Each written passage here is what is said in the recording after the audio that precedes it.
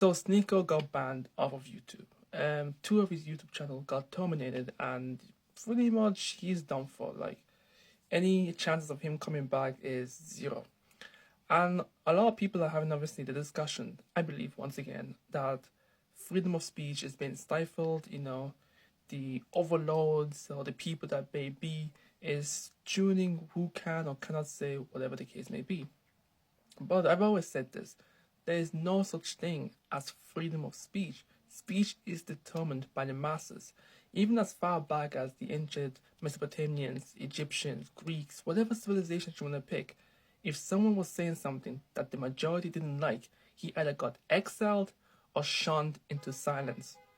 The only difference why a lot of people today feel like they are entitled to share their opinions, regardless of how crude or pretty much rude as it may be, is because we live in a platform of, the internet. Everyone has a phone, everyone has a social media, so everyone feels like they're entitled to say whatever they want to say without consequences. And I think that's where a lot of people who obviously advocate for freedom of speech seem to focus heavily on, is the concept of, I want to be able to say whatever I want to say without any consequences.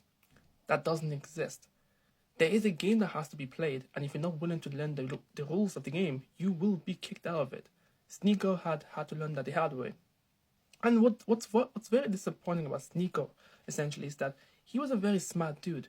His earlier content was very precise and very calculated. Like, you learned a lot just from watching his videos, especially his main channel.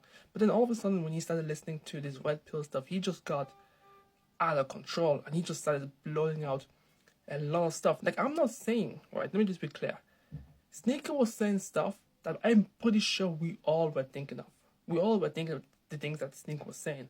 Problem is, most of us are smart enough to realize that there's a time and a place to say these things. And when you put your opinions out on the internet in such a, I guess, pure manner, people will not like it.